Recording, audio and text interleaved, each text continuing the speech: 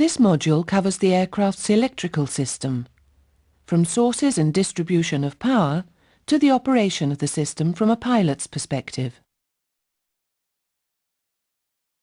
Normally, electrical power is supplied to the aircraft by engine-driven generators on numbers 1 and 4 engines.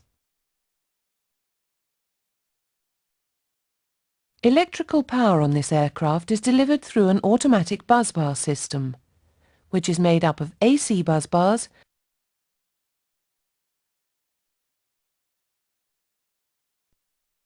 and DC busbars.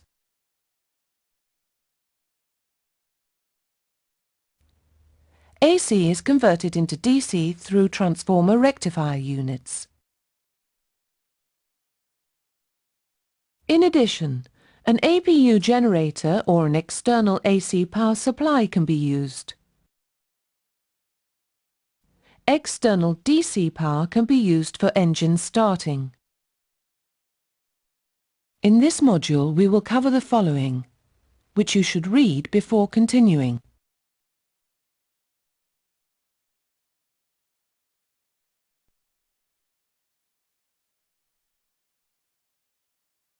On completion of this topic, you will be able to identify the following. Under normal conditions, number 1 generator supplies AC power to AC bus 1.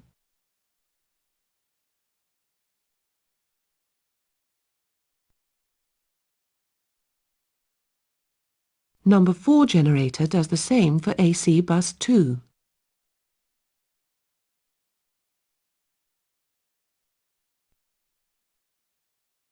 AC bus 1 and AC bus 2 are normally separated. However, they may be connected by an autobus tie system. This allows a single generator to power both AC busbars.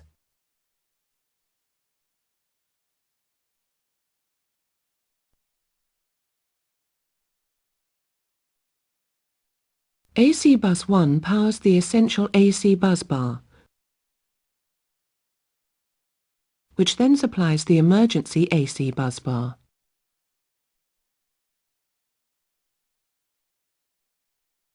The AC1 essential and emergency AC busbar system is known as AC channel 1.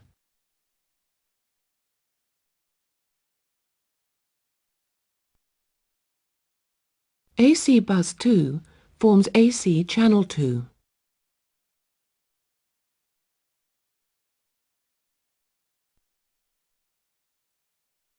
AC channel 1 supplies the captain's flight instruments. Within AC channel 1, the essential AC bus supplies the captain's primary flight instruments.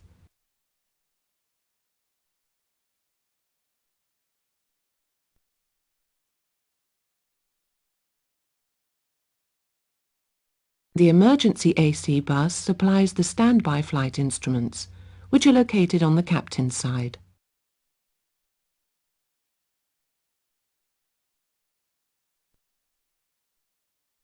AC channel 2 supplies the first officer's instruments.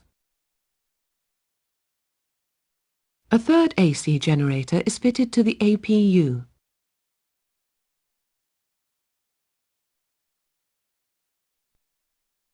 The APU generator can provide power for both channels on the ground.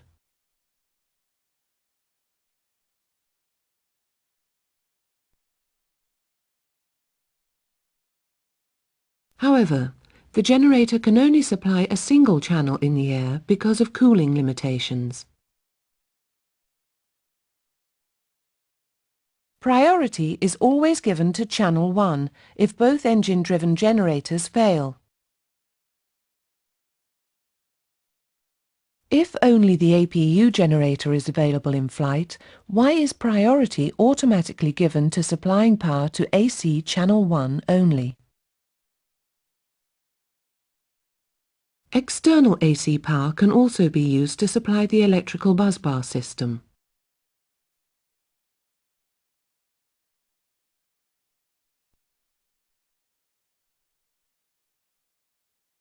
The supply of power to the bus bars is controlled by contactors.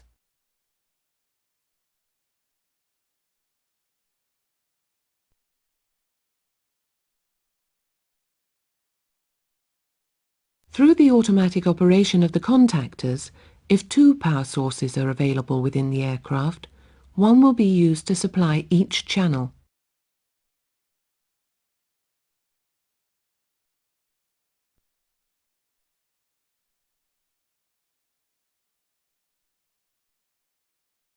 If only a single source is available, this can be used to power both channels.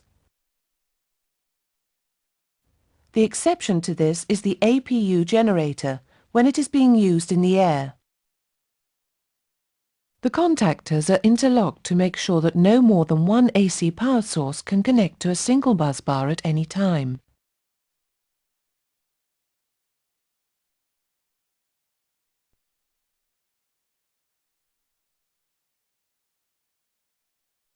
DC power. We have now covered sources and distribution of AC power. We will now look at DC power.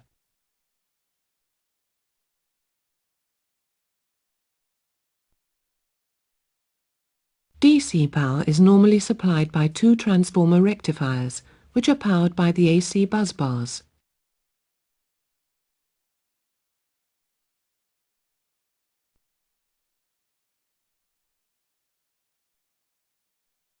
AC bus 1 supplies TR1, which supplies 28 volts DC to DC bus 1.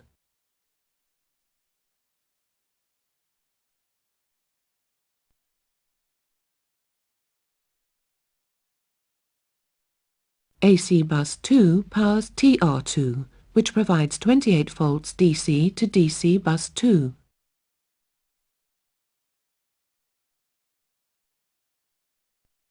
DC bus 1 feeds the emergency DC bus bar, which then feeds the essential DC bus bar.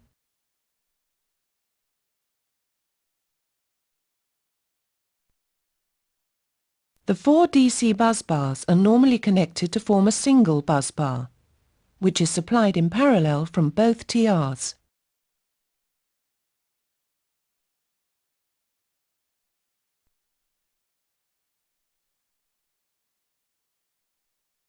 If a TR fails, the remaining TR can supply all the DC bus bars.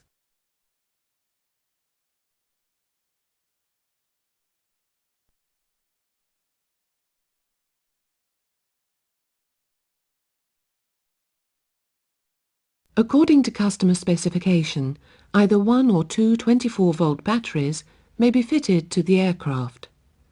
In this module, we will be dealing with a two-battery configuration. When the aircraft batteries are selected on, they are connected to the emergency DC bus bar.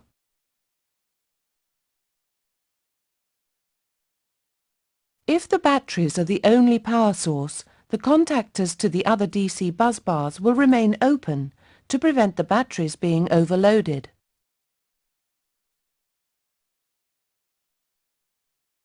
Standby power supplies. That completes our look at DC power. So, having looked at normal sources and distribution of electrical power, we will move on to standby electrical power supplies.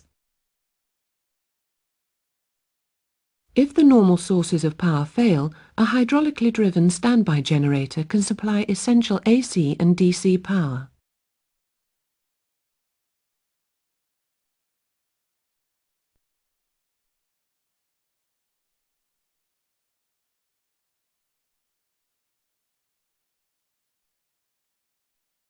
The essential bus bars then supply the emergency bus bars.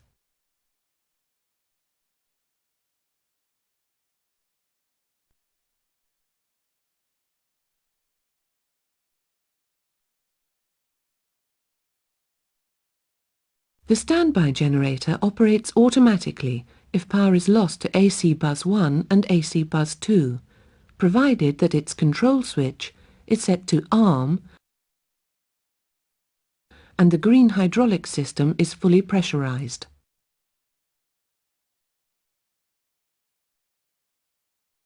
If the standby generator is not available,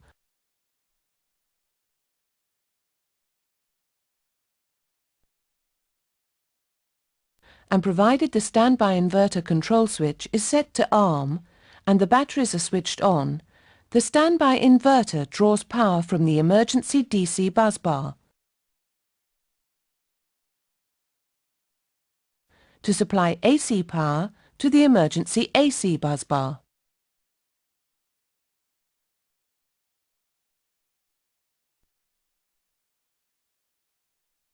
Battery power is automatically converted to AC power and then supplied to the captain's standby instruments.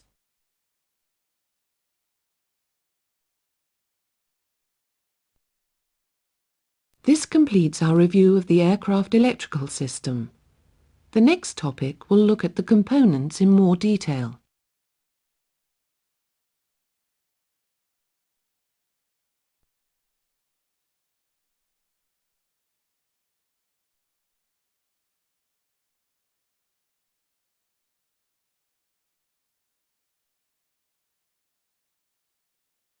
On completion of this topic, you will be able to describe the following.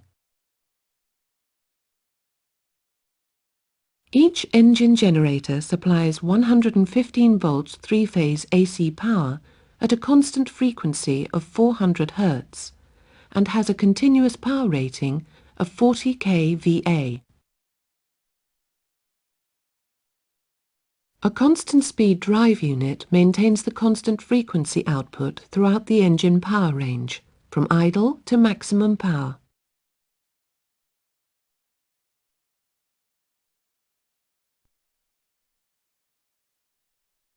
The engine generators are cooled by their individual lubricating oil systems, the oil being cooled by fan bypass air.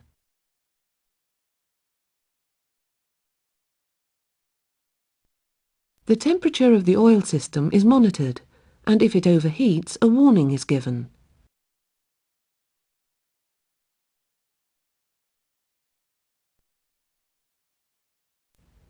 If overheating reaches a critical limit, the generator is automatically and permanently disconnected from the busbar system.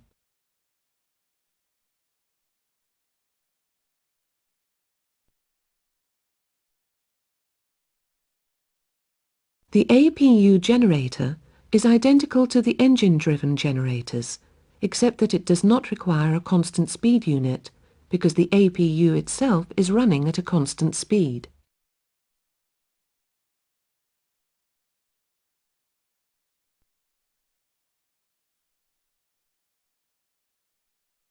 The APU generator does not have a separate cooling system. It is cooled by the APU turbine oil, which passes through a heat exchanger in the APU compartment.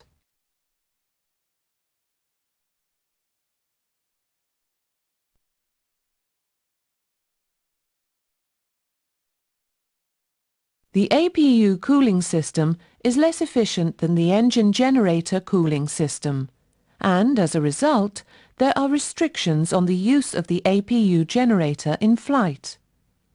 If the APU oil becomes too hot, it will shut itself down.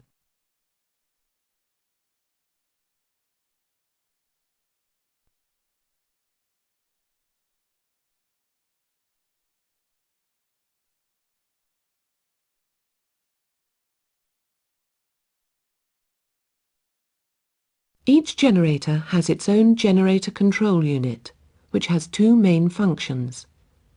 These are to control the output voltage and to protect against faults.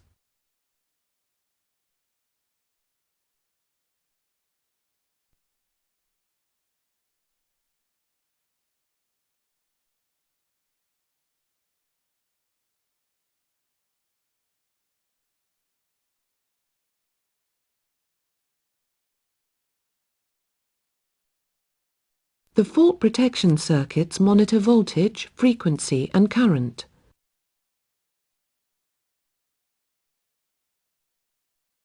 And will disconnect the generator from the busbar system if a fault is detected.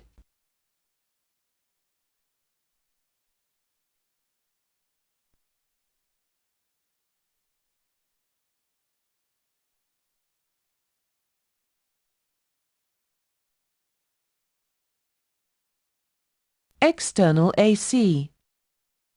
We have now covered the generators and generator control units. Next, we will look at external AC in more detail. An external AC power supply can be used to supply electrical services on the ground as an alternative to the APU.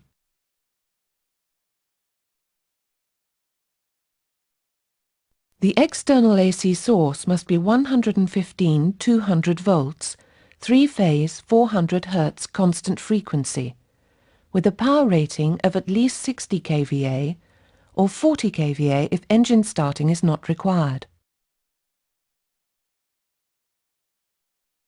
3-phase AC power supplies can provide a voltage of 115 volts, measured between a phase and earth.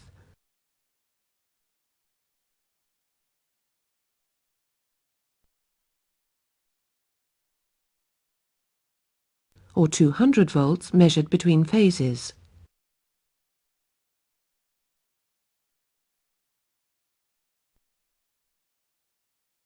When specifying a 3-phase supply, both voltages are usually referred to for the same power supply.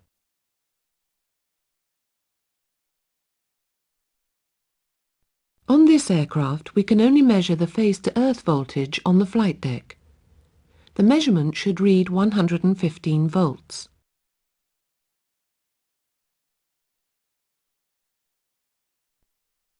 The quality of the external AC supply is checked by the ground power monitor unit when the power line is plugged in at the ground connection panel.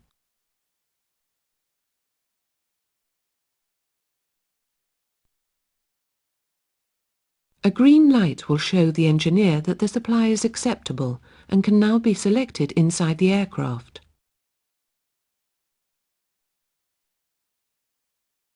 The indication is repeated on the cabin attendants panel and shows that AC power can be connected to the aircraft for cabin lighting and cleaning. The indication is also shown on the overhead electrics panel. Although the annunciators will remain lit all the time the AC power supply remains within the specification, you still need to check the quality of the supply before selecting external AC. If you have any doubts about the external supply, you should not attempt to make a connection. The contactors. We have looked at the sources of AC power. We will now look at how sources are selected.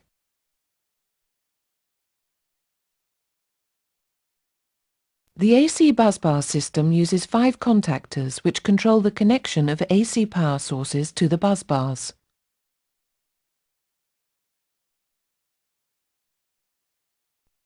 The contactor system will automatically try to connect the engine-driven generators to the busbar system as a preference.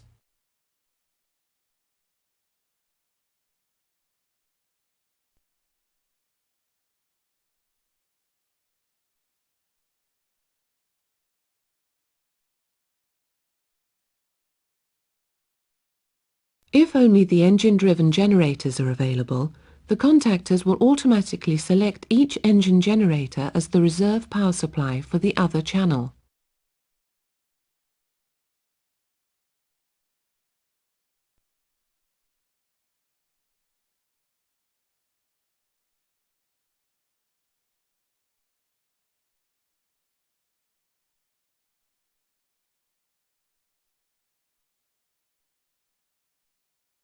If a generator then fails, the contactors will automatically use the remaining engine generator to power both channels.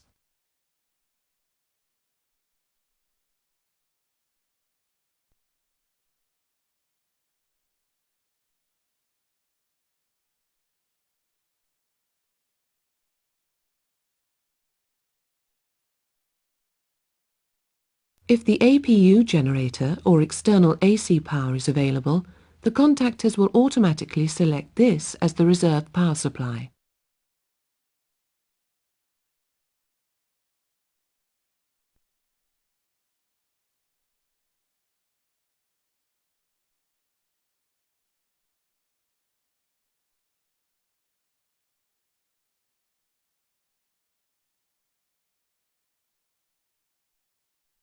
If a generator then fails, the contactors will automatically try to use the APU generator or external AC power.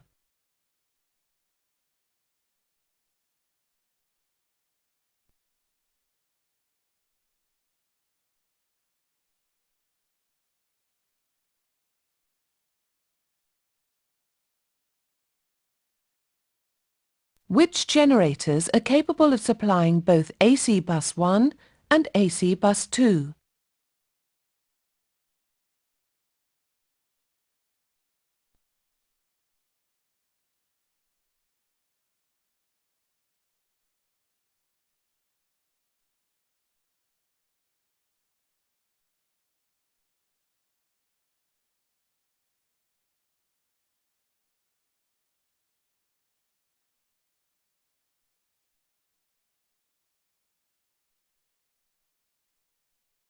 Transformer rectifiers.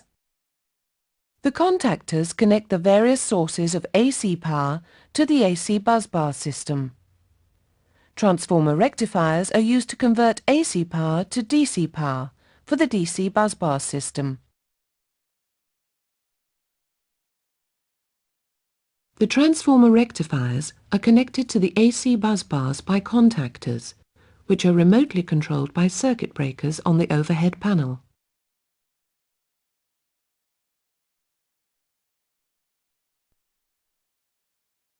What is the function of the TRs?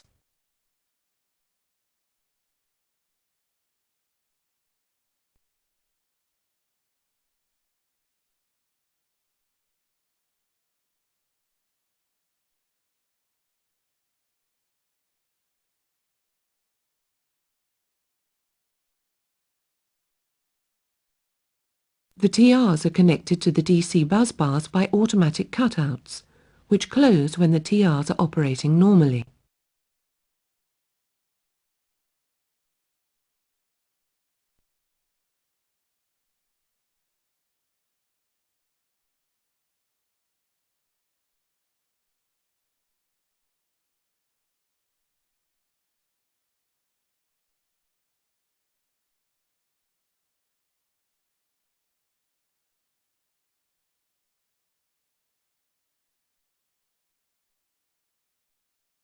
The aircraft batteries. AC power is converted to DC power via the TRs. The aircraft batteries are another source of DC power.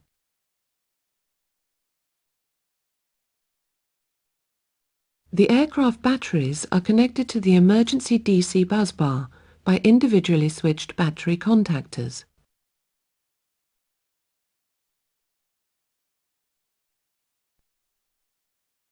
In addition, battery number 1 has a permanent connection to the battery busbar. This is called the hot busbar, and it supplies power to certain vital services.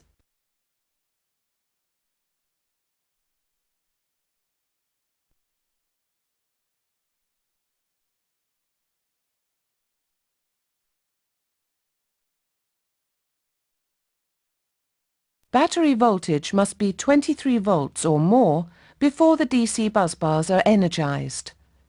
A lower voltage than this could result in an overcharging of the batteries, as no limiting device is fitted.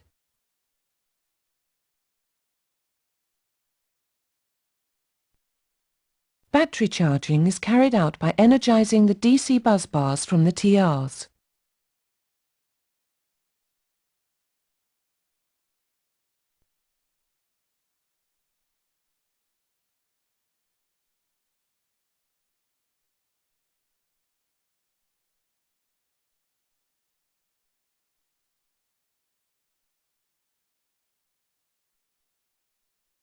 Charging is indicated by the battery voltage, which goes up to 28 volts, and the ammeter, which is showing a charge.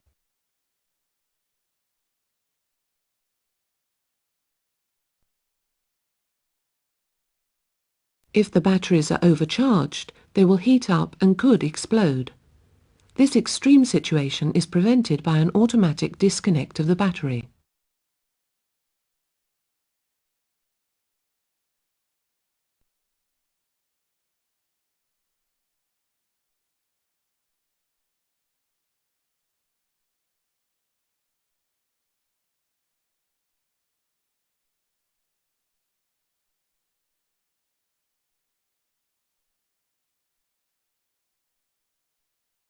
On completion of this topic, you will be able to describe the following.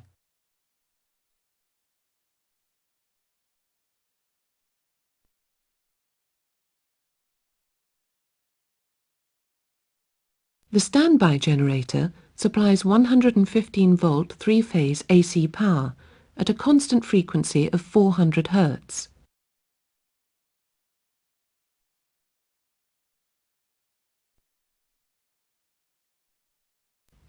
It can also supply 28 volts DC via an internal transformer rectifier unit.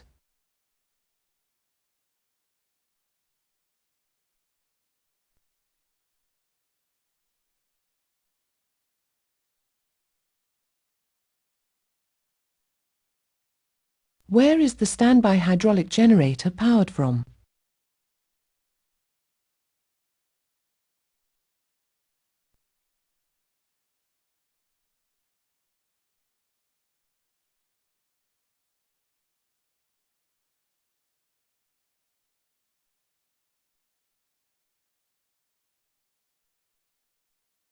The standby generator is driven by the green hydraulic system. In order to generate the correct output, it requires the full system pressure of 3,100 psi.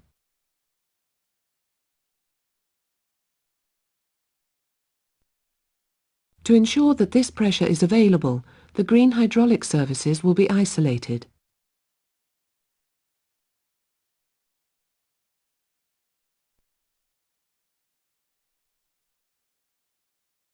The loss of pressure to the surfaces is indicated by the low pressure warning. Full system pressure is still displayed on the gauge.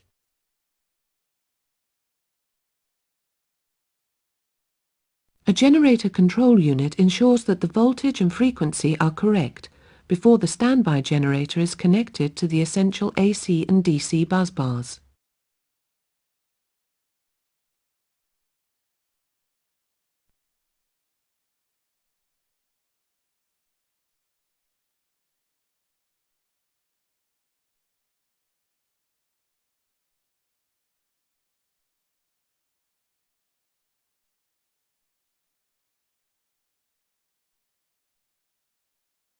If a fault is detected, the standby generator will be disconnected from the busbar system.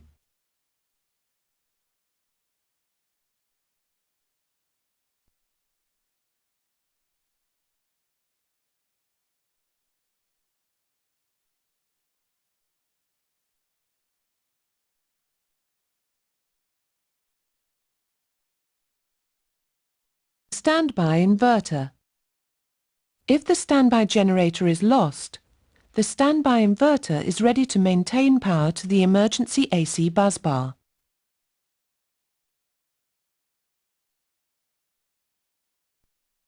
The standby inverter is an electronic device and requires no mechanical drive or cooling. It converts battery power to 115 volts AC at a constant frequency of 400 Hz, which is then supplied to the emergency AC bus.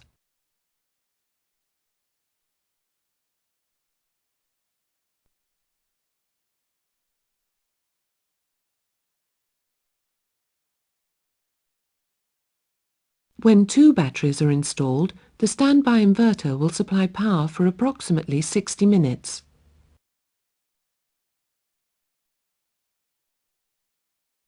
If only a single battery is installed, this is reduced to approximately 30 minutes. Battery life will depend on the electrical load, which can be reduced by reference to the checklists.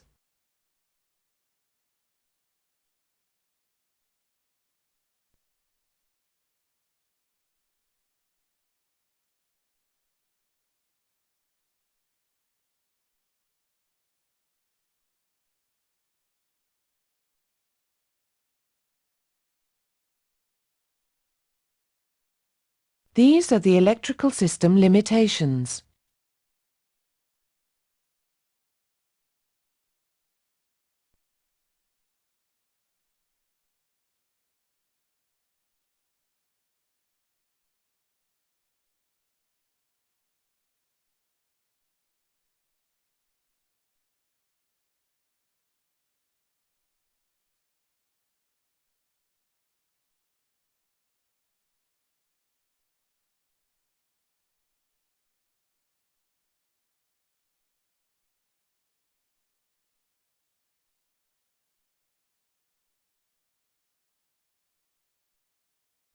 Load shedding may be necessary to remain within these limits.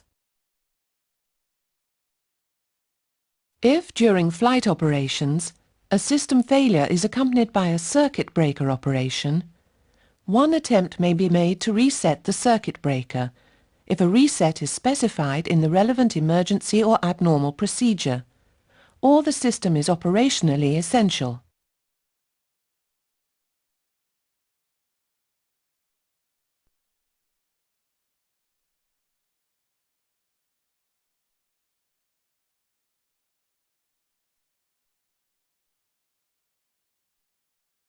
On completion of this section, you will be able to carry out the external checks associated with the electrical systems and be able to identify problems which require further investigation.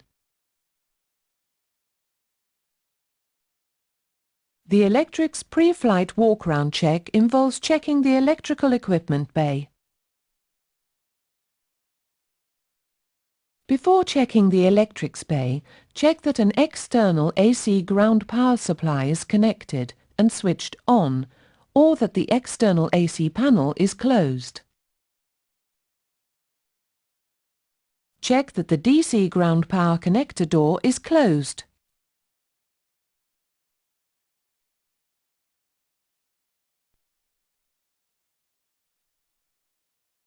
The electrical equipment bay door is on the right of the aircraft. Click on the bay door to continue.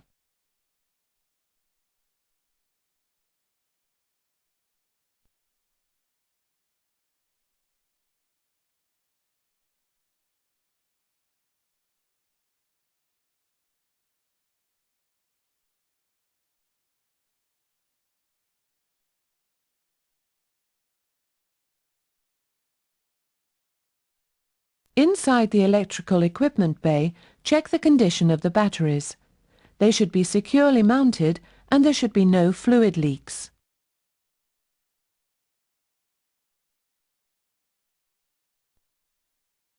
Check that all of the aircraft circuit breakers are set.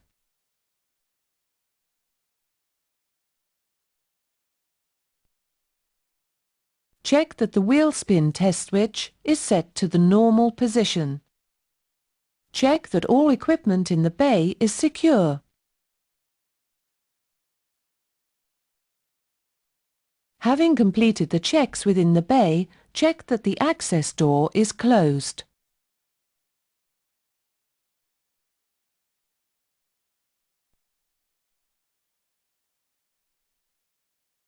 Should you find a problem with any of the components you have checked, call an engineer.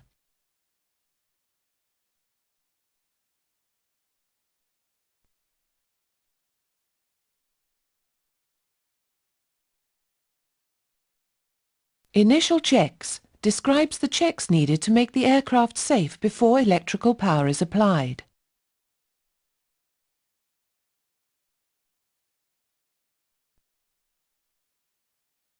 Before we apply electrical power to the aircraft, we need to make sure that nothing dangerous is going to happen. First, check that the gear lever is down.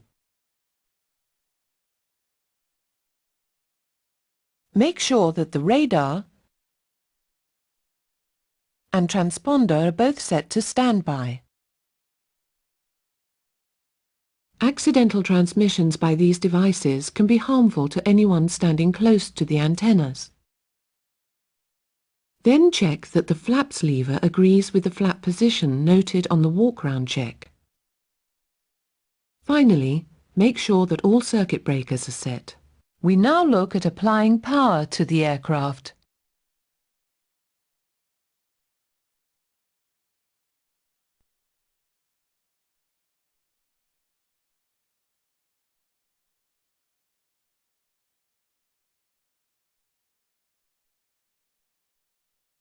Flight deck safety checks describes the checks carried out prior to engine start. On completion of this topic, you'll be able to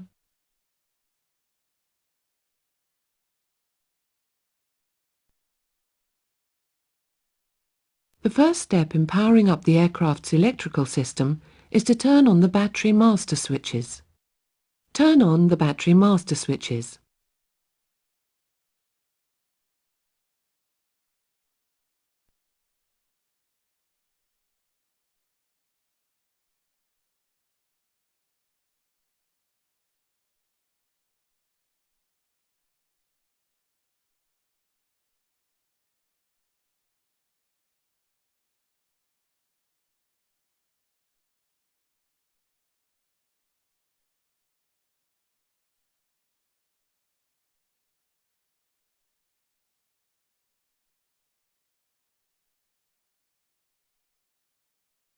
Operating the switches closes the battery contactors.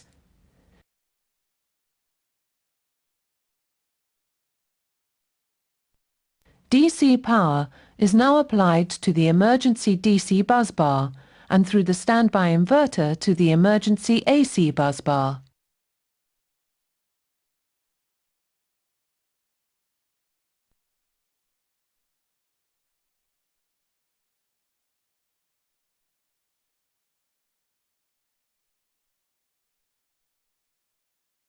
The annunciators also show that we have no power on AC1, AC2 or the essential AC bus bars.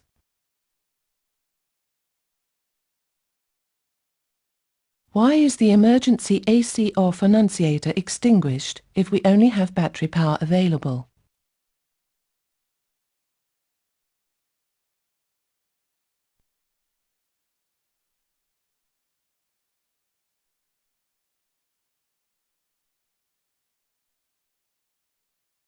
We check the batteries by using the DC voltmeter rotary selector switch. Set the switch to battery 1.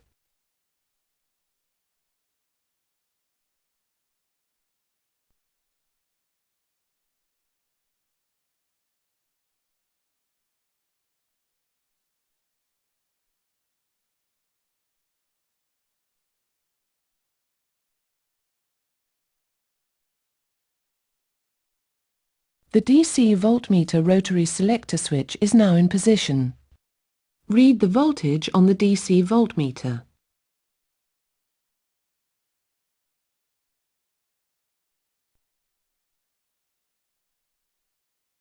The minimum acceptable reading is 23 volts. For readings below 23 volts, the batteries must be changed.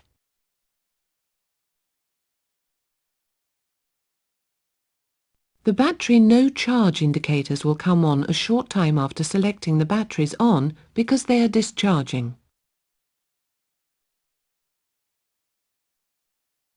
The ammeter also shows that the batteries are discharging.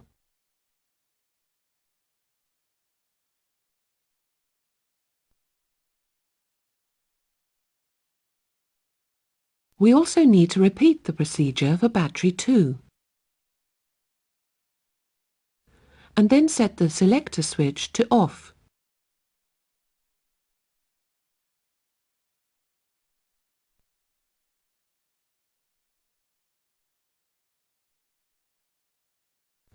If an aircraft is left for too long with the switch to either battery position, it is possible to drain the battery if it's not being recharged.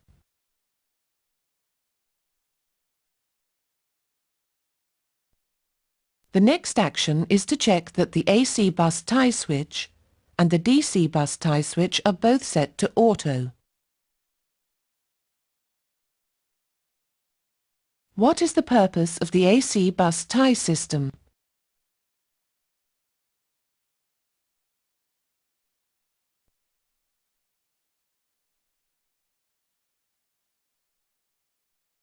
We now check that the standby inverter switch is to arm.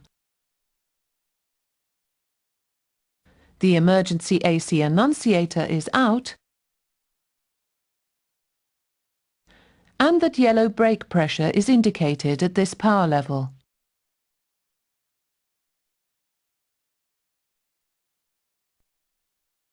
Next, we check that the standby generator switch is to arm.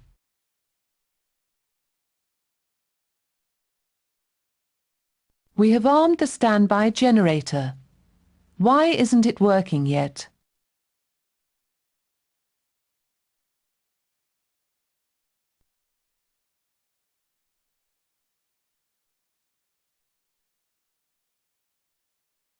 The next action is to check that the engine generator switches are to off reset. Finally, we check that the APU generator switch is to on.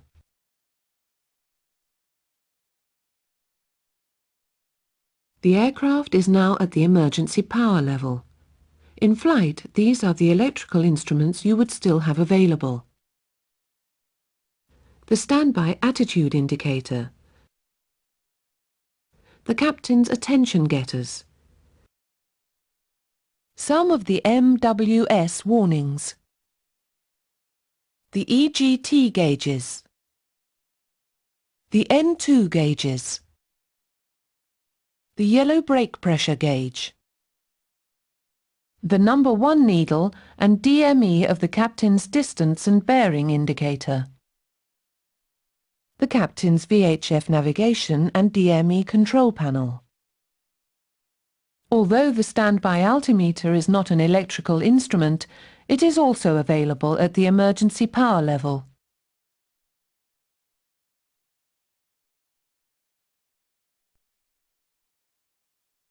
If external AC power is available, then you can connect it to the busbar system. The flight deck annunciator shows the pilots that AC power is available.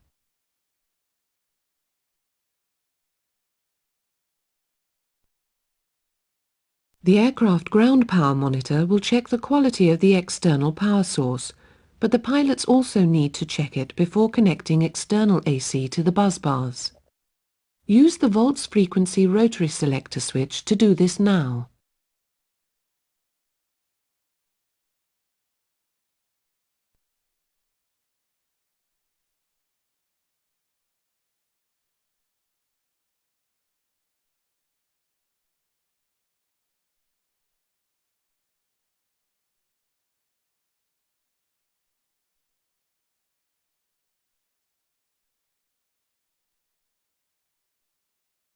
If the supply is in limits, then external AC can be selected on.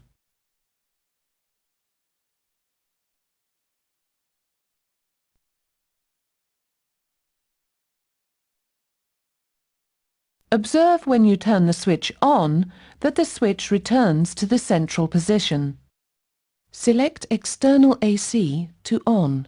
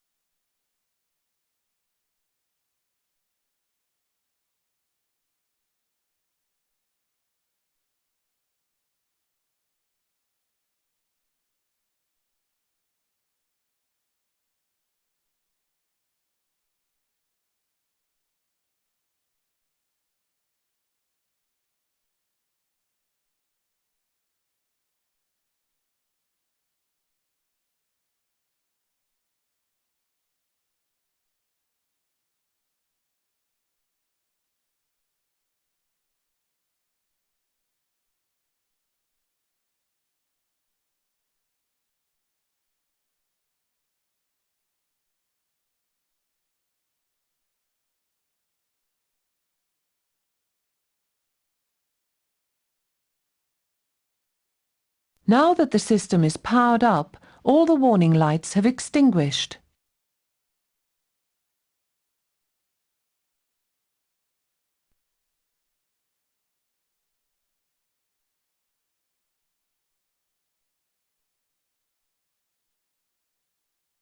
If the external supply goes out of limits for any reason, it will disconnect.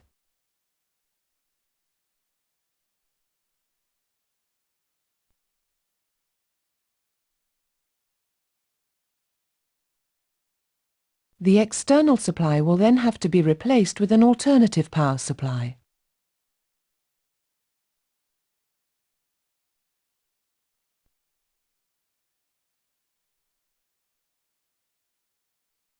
As an alternative to external power, we can use the APU generator to supply the busbar system before we start the engines.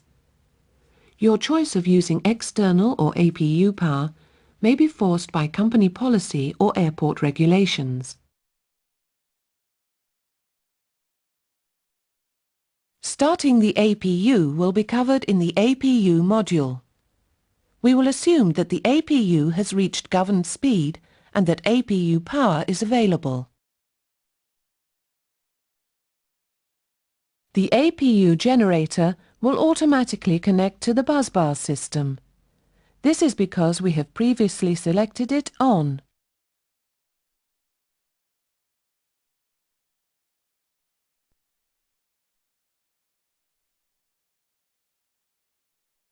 Note that you have not checked the quality of the APU generator output before it was connected to the busbar system. What has happened to external AC power?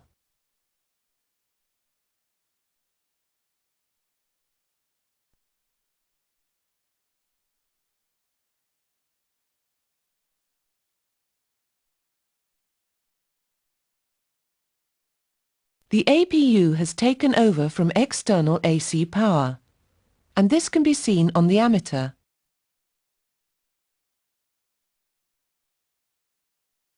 At this point, we disconnect the external supply. Select External AC to off.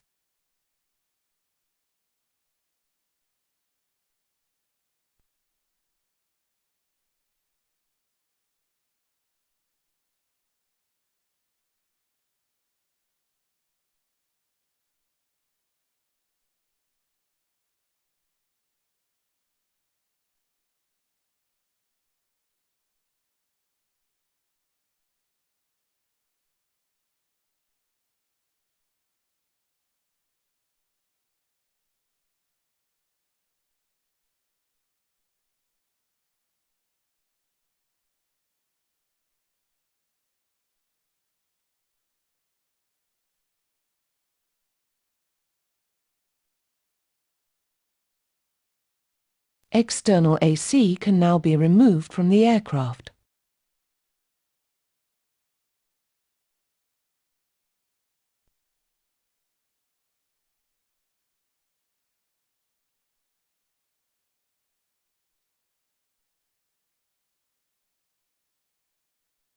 Normal management takes you through management of the system from engine start through to shutdown. On completion of this topic, you'll be able to... Because engine starting is the subject of another lesson, we will assume that all engines have started, and now we need to bring the engine generators online to power the busbars. The generators are being driven, but there is no indication of power output. Why is this?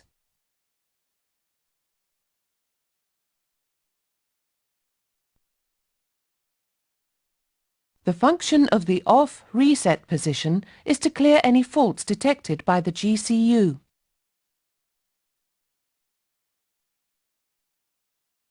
The function of the offline position is to check the quality of the generator output before connecting to the busbar system. Put generator 1 to the offline position.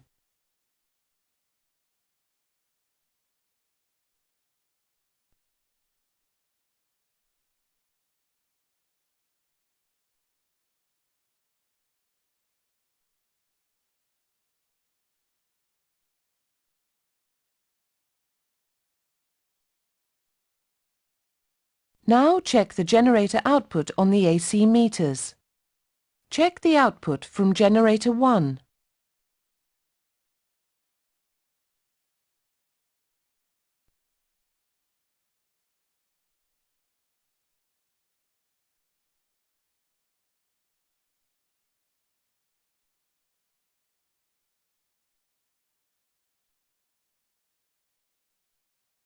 If the supply is acceptable, then we bring the generator online. Bring the generator online.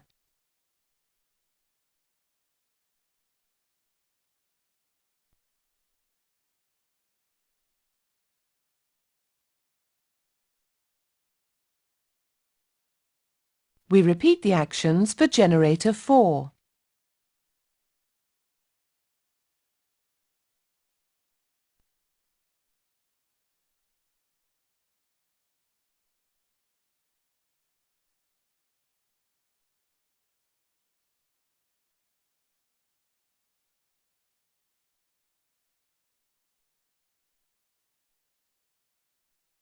Look at the distribution of power now. Generators 1 and 4 are sharing the load. The APU has no load.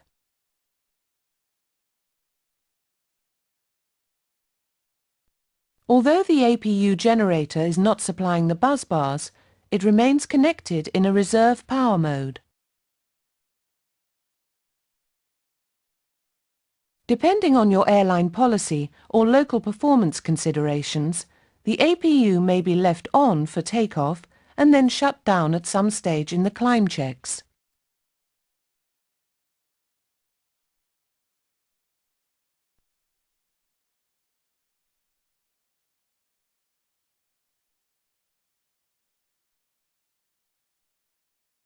When the APU is shut down,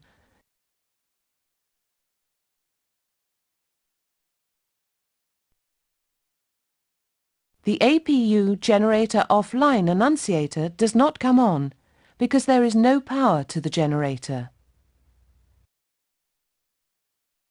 This light should only come on when the APU is running and the generator is not connected.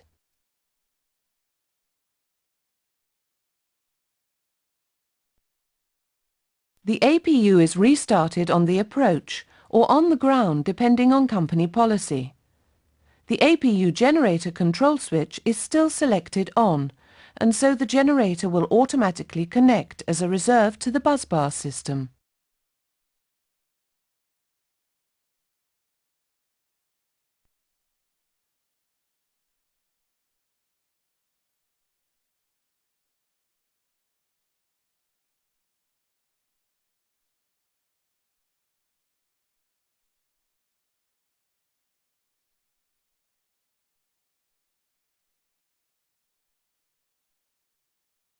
Before turning off any engine generators on the ground, we need to make sure that the APU generator is available. Check that the APU generator is available.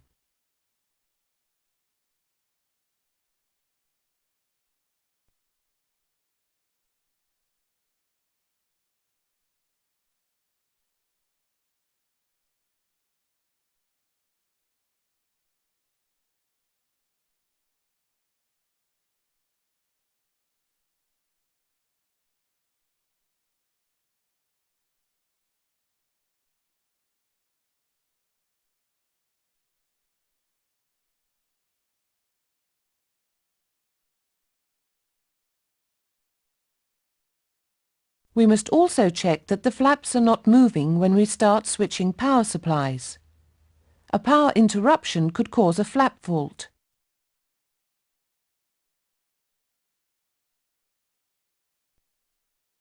When we are satisfied, we turn off the engine generators. Switch the number 1 generator to off reset.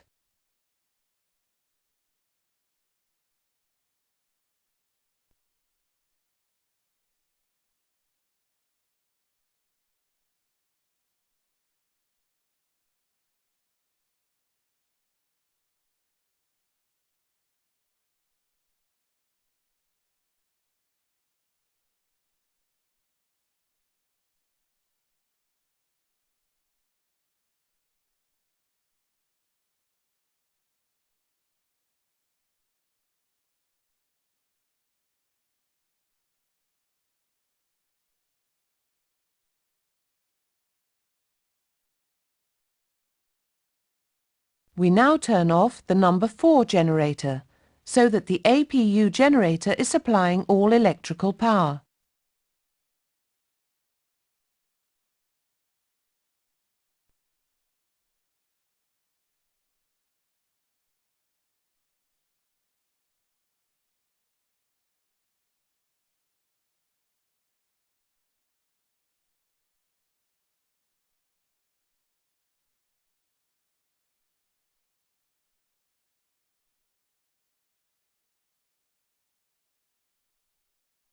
Once parked, we can connect up external AC.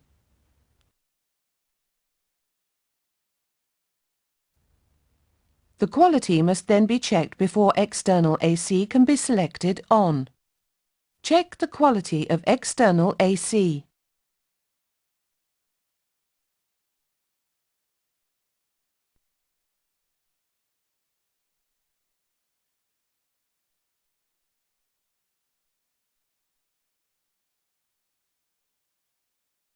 If the quality is acceptable, then external AC is selected on. You need to note that the switch returns to the central position. Select external AC to on.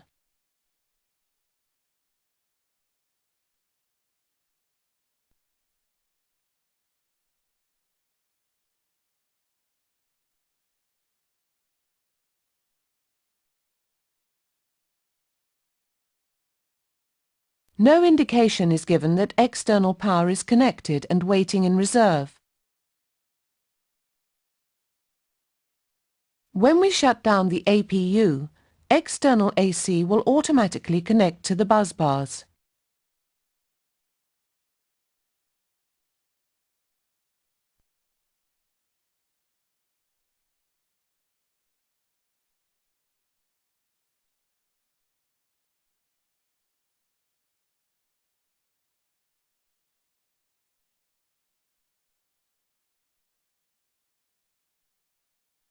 After completion of the shutdown checks, we can switch off external AC, followed by the batteries. Set the switches to off.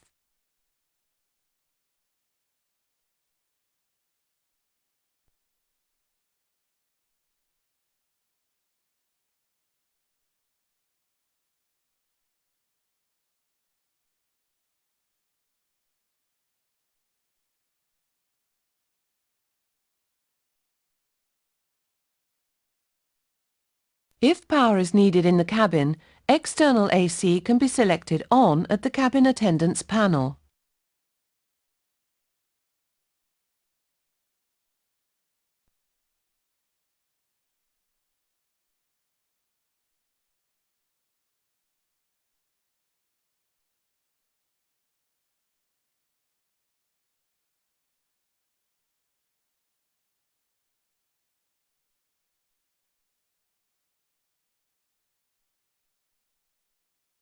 Engine starting looks at changes made to the electrical system to support engine starting.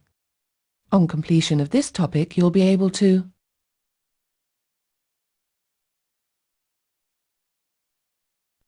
We will now look at the requirements of the electrical system for engine starting. Each engine is fitted with a DC starter motor, which is supplied from the DC start bus.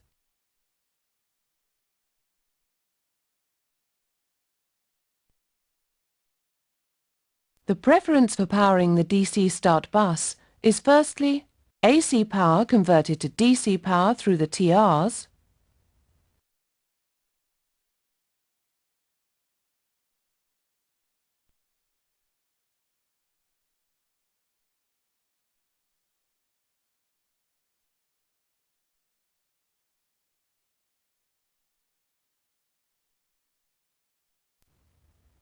then external DC power,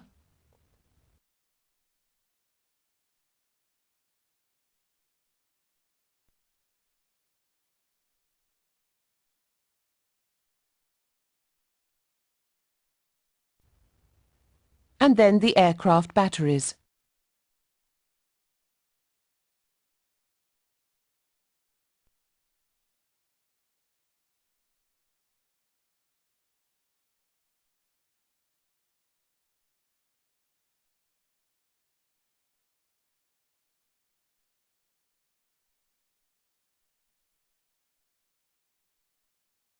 If the aircraft has to be pushed back from the stand during engine start, the APU generator would be used.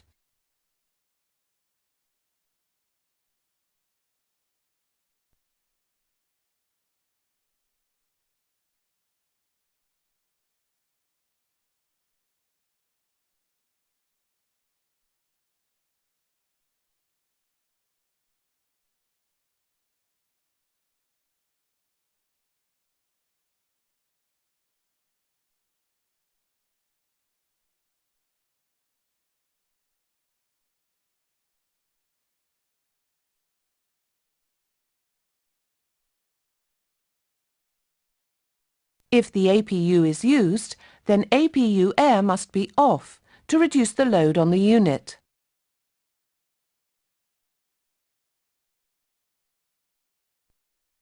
Where available, external AC would be used if the aircraft was stationary for engine starting.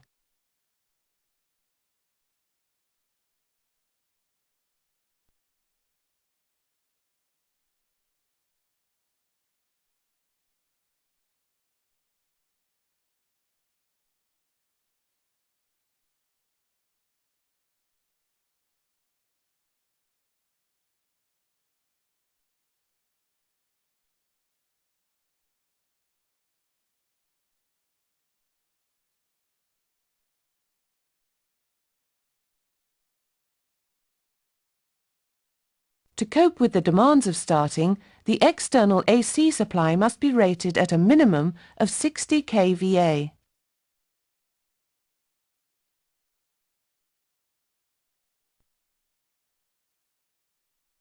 If both external AC and the APU are unavailable, or if a TR is unserviceable, an external DC supply can be used.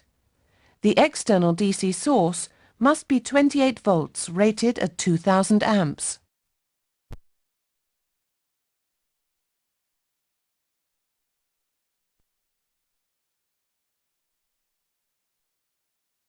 Battery power can be used for starting if 2 batteries have been fitted and the aircraft has been modified for a battery start. In this case, battery power would be used to start engines 1 or 4.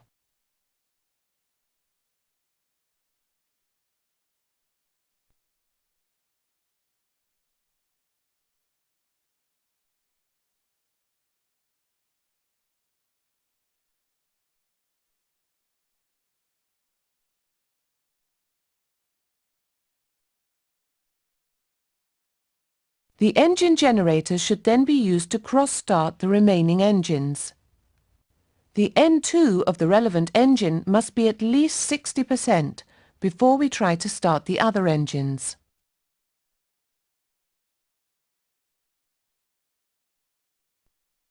As a last resort, we can leave either engine 1 or 4 running during a turnaround, so that its generator can be used to provide start power.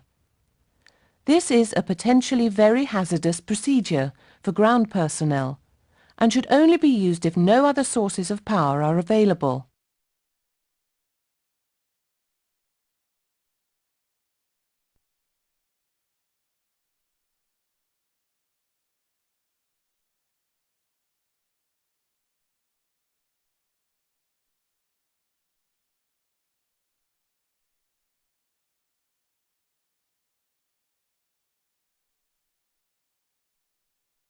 That covers the choices of power supplies for starting.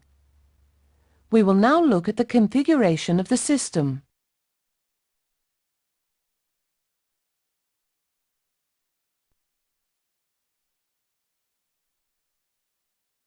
The current required during start is so large that it cannot be supplied by a single TR.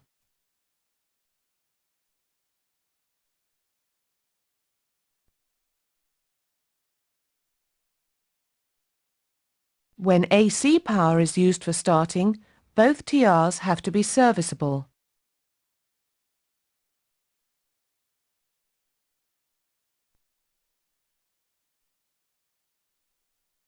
The TRs in turn must be powered by a single source.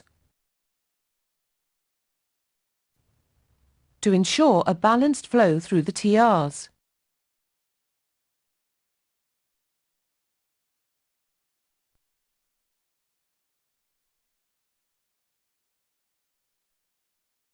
If 2 power sources are available, the starter motor can be damaged. This would be caused by the change in load on the starter as one power source fails and the other takes over.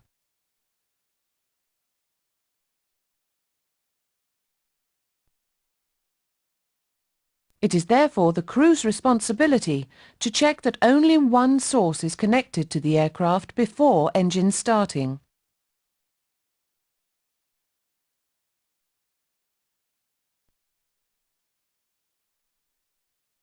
The electrical system is automatically configured so that only one power source is connected to the busbar system during engine starts. This is achieved when the Start Master switch is selected on.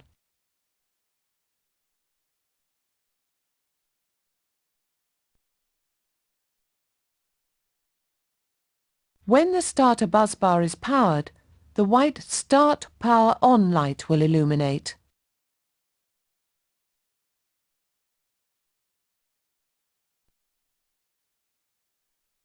The engine starting procedures will be covered elsewhere.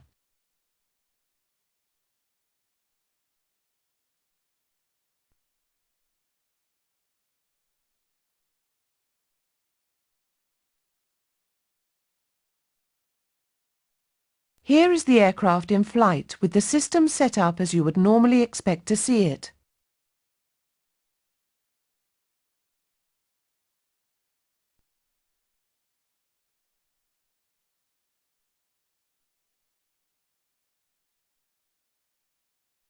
Both engine generators are operating. The batteries are selected on and the APU is shut down.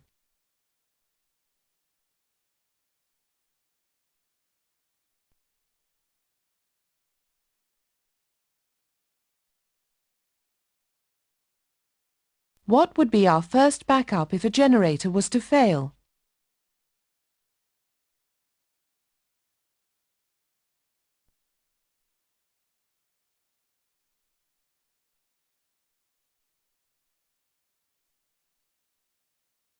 Let us assume that engine generator number 4 develops a fault.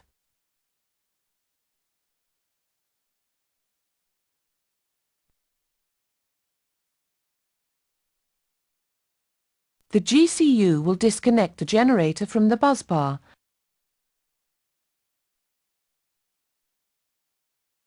and the first thing you will see is the amber Generator 4 offline annunciator coming on.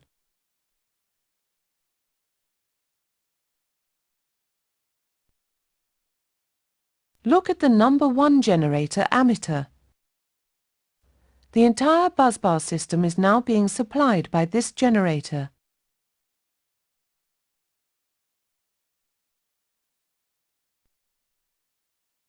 To reduce the load on the generator, electrical power to the galley has been shed.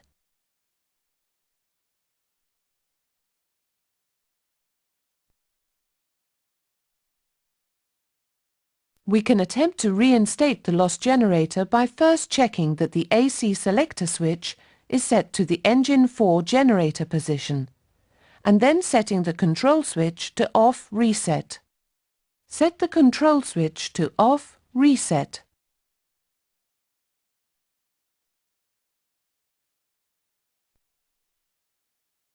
The generator is completely shut down and reset in an attempt to clear any faults. Now check the output of the generator.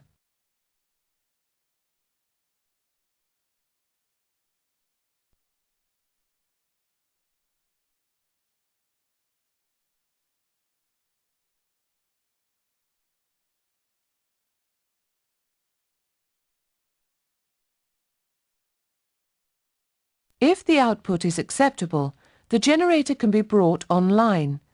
If not, set the control switch to off reset. Take the correct action. The fault on the generator has not cleared. Although the aircraft can be safely operated with a single generator, we do not have full backup in case of further loss.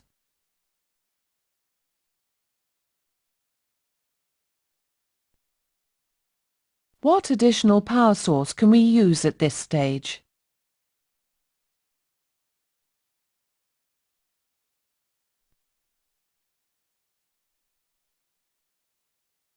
As the APU reaches governed speed, the green APU Power Available caption lights,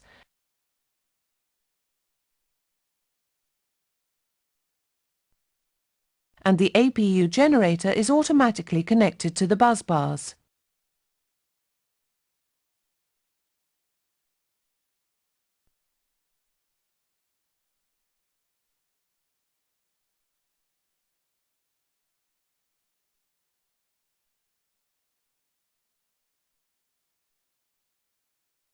Look at the schematic. The number 1 generator is supplying AC channel 1. The APU generator is supplying AC channel 2 and will act as the reserve supply for AC channel 1.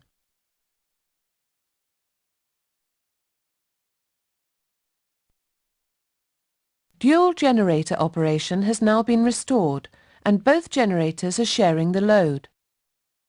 Partial galley services have been restored and no other services are lost.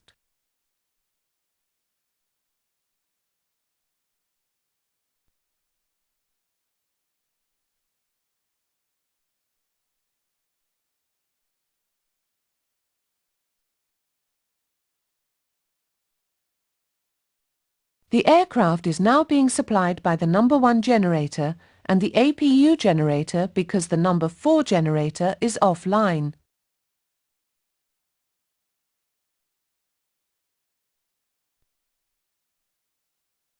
Let us assume that a fault is now detected on number 1 generator, which is then shut down by its GCU.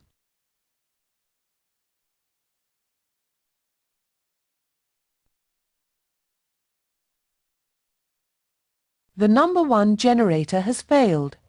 What do you think will happen next?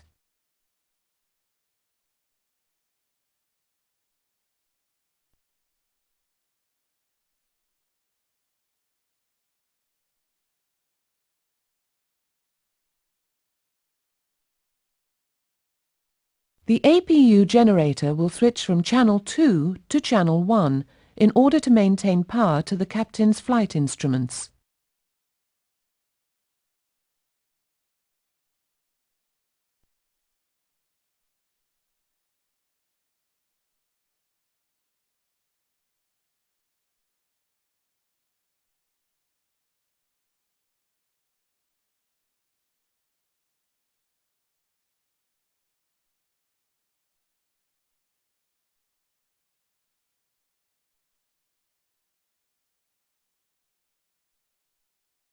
We can try to reinstate the number 1 generator, but in this case, we will leave it shut down.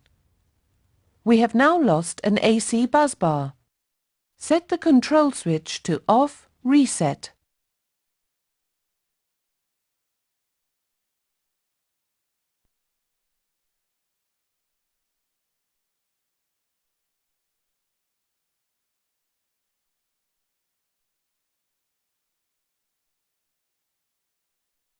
At this stage, we lose the first officer's instruments, although the captain's instruments remain fully powered.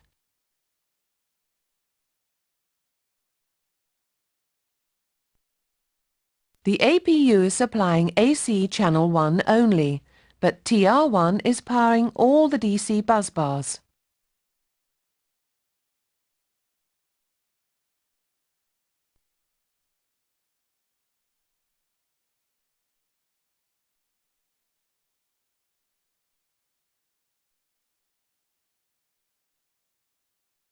Let us now suppose that the APU generator develops a fault and is shut down.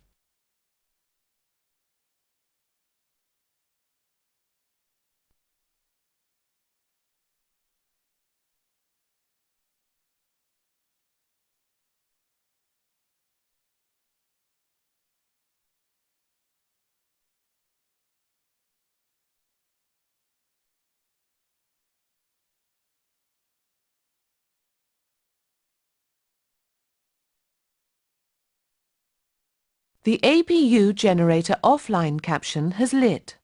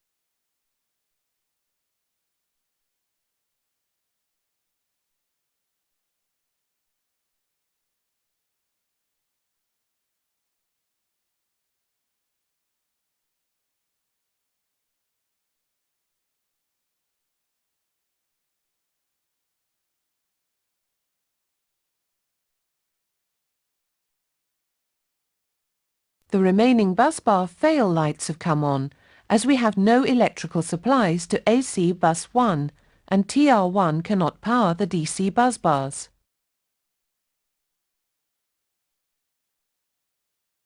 Provided that the green hydraulic system is functioning normally, the loss of AC bus 1 and AC bus 2 will have started the standby generator.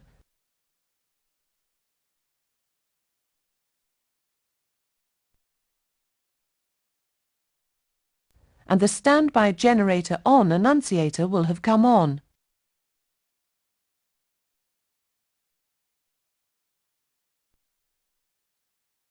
The essential and emergency AC and DC off annunciators will remain out as the bus bars are powered by the standby generator.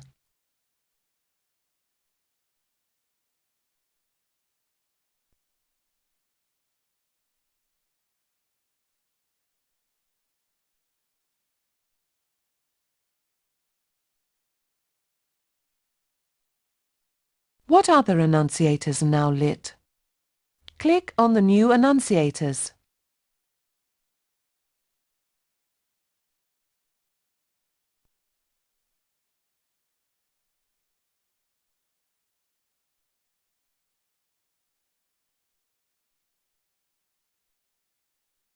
To reduce the load on the standby generator, the batteries are disconnected from the bus bars.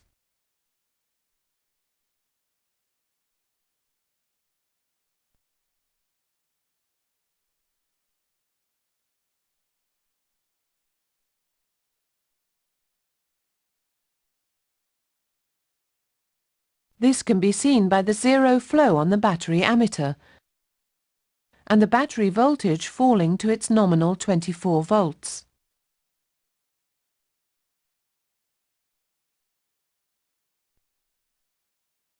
All generators should be set to off reset position. No further attempt to connect the generators is allowed. An unsuccessful attempt could affect the operation of the standby generator.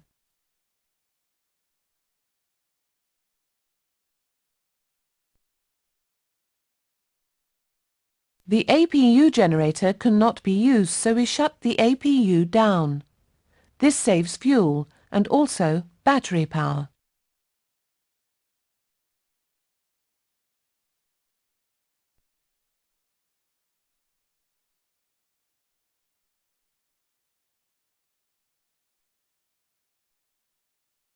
The aircraft is now at the essential power level. All of the captain's instruments and all of the engine instruments are still powered.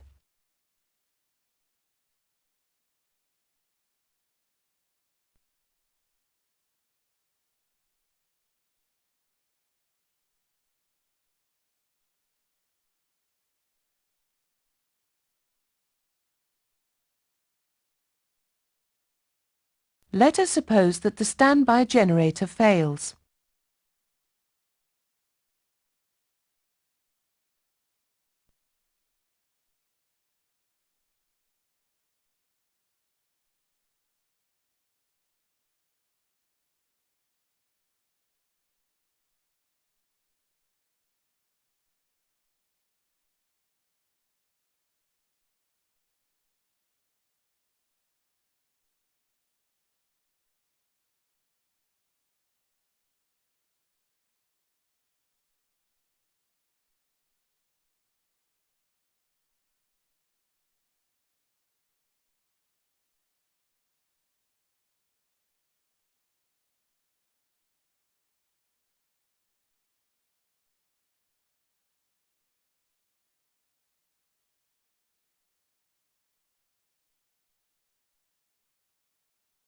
When the essential AC busbar failed, the battery contactors closed, supplying power to the emergency DC busbar. The emergency DC bus then supplied power to the standby inverter to power the emergency AC bus. There is no direct indication of failure other than the standby generator on light going out and the essential AC off and essential DC off annunciators lighting. More importantly, the captain's primary instruments will be lost.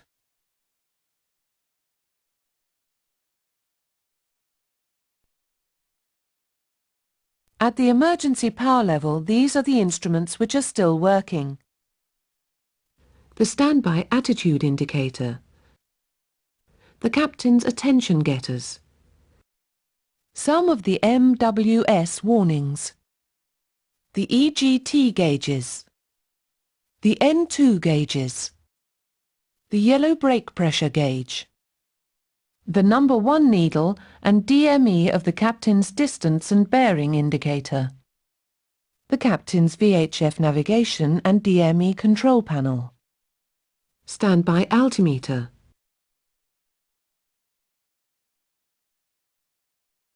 How long can we continue to fly on emergency power if the aircraft has 2 batteries fitted?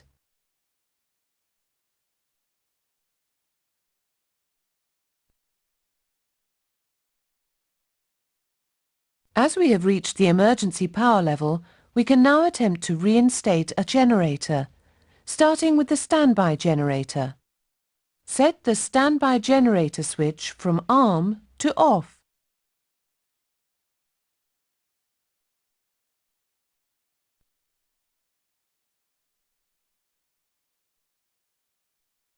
The green hydraulic system must be fully pressurized. Note that at the emergency power level, the hydraulic warnings and indications are not powered. Therefore, the only way to ensure that the system is fully pressurized is to set the number 3 engine to at least 70% N2.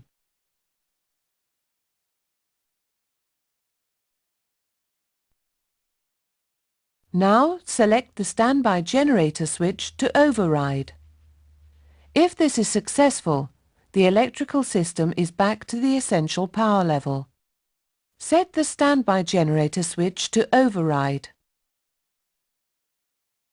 If reinstating the standby generator fails, its switch is put to off.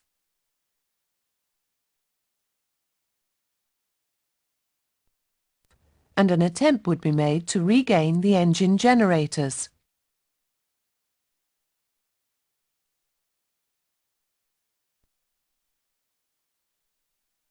Even if we cannot restore any of the generators, the aircraft is still capable of making a safe approach and landing in IMC.